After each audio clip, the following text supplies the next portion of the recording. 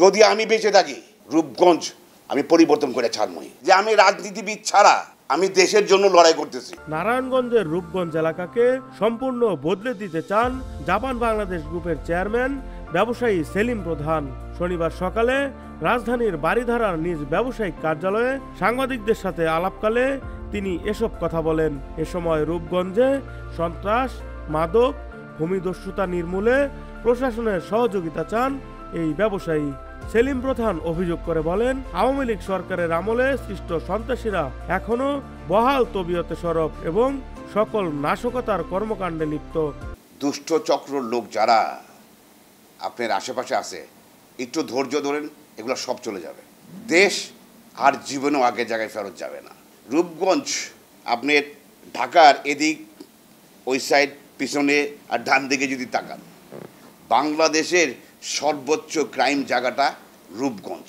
এ সময় বিএনপির ভারপ্রাপ্ত চেয়ারম্যান তারেক রহমানের দৃষ্টি আকর্ষণ করে তিনি বলেন, বিএনপি পরিচয়ে একটি চক্র রূপগঞ্জে নানা অপকর্ম চালাচ্ছে। আমি তারেক রহমান সাহেবকে আপনাকে অনুরোধ করব, আপনি যারা দেশকে ভালো করতে চান, আপনি এন্টায়ার বাংলাদেশ ভালো করার দরকার নাই, ওটা পরে করেন। আসেন, আমরা ঢাকা শহরের যত ক্রাইম এখান থেকে শিফট হয় কিন্তু আপনি রূপগঞ্জে।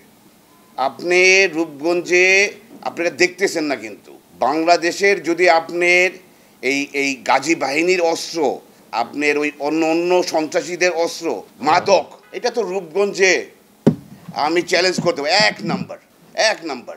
ছাত্র জনতার অভ্যুত্থানের কথা স্মরণ করিয়ে তিনি বলেন, আমাদের দেশ এখন জঞ্জাল মুক্ত হয়েছে, এখন দেশটাকে নতুন রূপে সাজাতে হবে।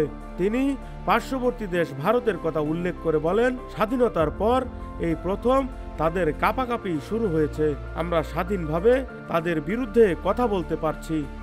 এই আফটার ইন্ডিপেন্ডেন্ট এই প্রথম আমাদের পাশের দেশটা মনে কাঁপাকাঁপি শুরু করে দিয়েছে। এদের প্রতিবাদ করার মতো লোকও ছিল না, ওরা যেমনি খুশি তেমনি করে গেছে।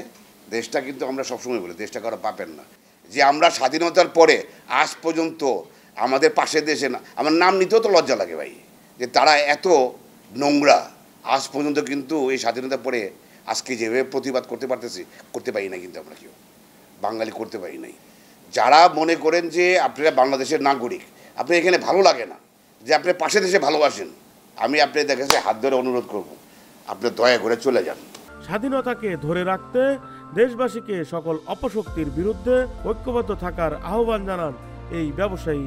জুলাই আগস্টে সবাই রাস্তায় নেমে আসছিলাম, আর ঠিক তেমনি এই এখন যে পরিস্থিতি দেখতেছি, আমাদের সবার ওই ঘরে বসে বসে খালি দেখলে হবে না, দেখি কি হয়। আর আমরা তো মনে করেন যে এর সমালোচনা করা, ওর সমালোচনা করা আমরা খুব পছন্দ করি আর কি। বাট বর্তমান দেশের যে পরিস্থিতিতে আমাদের সবার ঐক্যবদ্ধ থাকতে হবে, যে আমার জীবন দিয়ে হলো রূপগঞ্জ আমি পরিষ্কার করে ছাড়বো। আকিব হাসান, ভোরের পাতা।